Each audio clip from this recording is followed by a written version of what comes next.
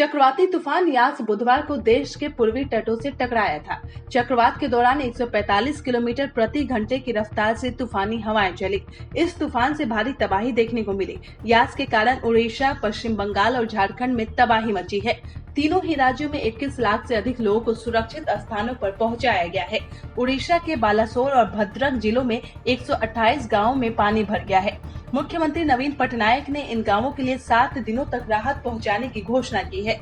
आज सीएम नवीन पटनायक ने हवाई सर्वेक्षण भी किया। पश्चिम बंगाल सरकार ने दावा किया है कि चक्रवात यास के कारण कम से कम 1 करोड़ लोग प्रभावित हुए हैं। प्रधानमंत्री नरेंद्र मोदी कल यानी 28 मई को उड़ीसा और पश्चिम बंगाल का दौरा करेंगे। इस दौरान पीएम मोदी चक्रवात यास से हुए नुकसान का जायजा लेंगे। पीएम पहले भुवनेश्वर जाएंगे, यहां समीक्षा बैठक करेंगे। इसके बाद बालासोर, भद्रक और पूर्वी मिदनापुर का हवाई सर्वेक्षण करेंगे और बंगाल में समीक्षा बैठक करेंगे। अमेरिका के पूर्व राष्ट्रीय सुरक्षा सलाहकार जनरल SR मैकमास्टर से बातचीत में विदेश मंत्री जयशंकर ने बुधवार को कहा कि वैश्विक महामारी कोरोना वायरस के कारण इस वक्त भारत बहुत तनावपूर्ण दौर से गुजर रहा है। भारत के विदेश मंत्री S जयशंकर ने कहा कि भारत की सरकार को एक विशेष तरह से पेश करने का राजनीतिक प्रयास चल रहा है और राजनीतिक तौर पर गढ़ी गई छवि और वहां सरकार के वास्तविक रिकॉर्ड में अंतर है।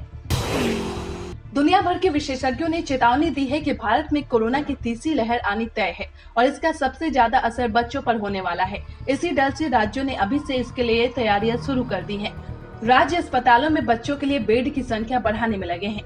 कई राज्य चिल्ड्रन स्पेसिफिक प्रोटोकॉल को बना रहे हैं। ज्यादा से ज्यादा जांच को बच्चों पर केंद्रित करने के लिए लेबोरेटरी की संख्या में भी इजाफा किया जा रहा है। अस्पतालों में बच्चों की कोविड केयर के लिए अलग से व्यवस्था की जा रही है।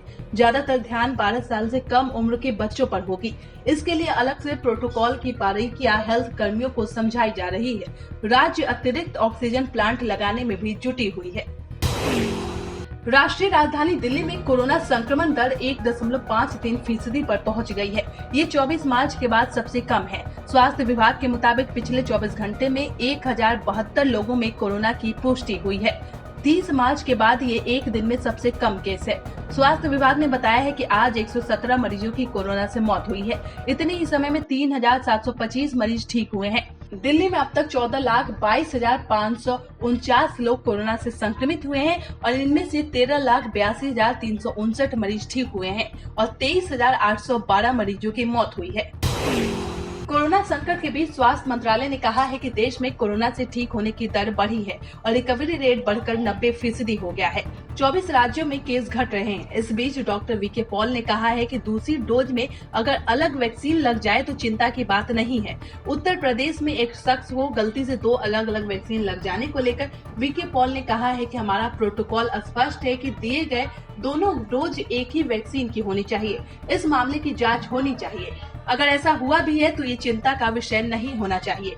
दूसरी वैक्सीन लग भी जाए तो कोई दिक्कत नहीं है। देश में ब्लैक फंगस बीमारी के इलाज में इस्तेमाल होने वाले इंजेक्शन एम्फोटेरिसिन B की किल्लत हो गई है। इस मामले पर सुनवाई करते हुए आज दिल्ली हाई कोर्ट ने केंद्र सरकार से इस इंजेक्शन से इम्पोर्ट ड्यूटी और टैक्स हटाने को कहा है। दिल्ली हाई कोर्ट ने कहा है कि केंद्र सरकार इस इंजेक्शन पर लगने वाली इम्पोर्ट ड्यूटी और टैक्स को फिलहाल हटा दे, जब तक कोर्ट इस पर कोई अंतिम फैसला नहीं देता।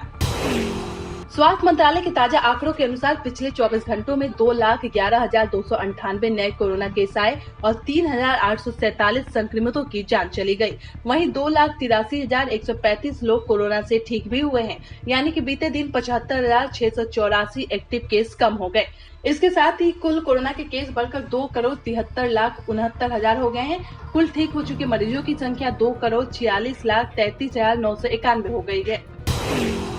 राजधानी दिल्ली के लोगों को तेज गर्मी का सामना करना पड़ सकता है। तौकते तूफान के बाद दिल्ली NCR का मौसम सुहावना हो गया था।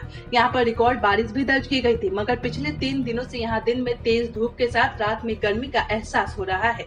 गुरुवार सुबह भी पारा 30 के ऊपर का रहा। सुबह से ही तेज धूप हो रही है।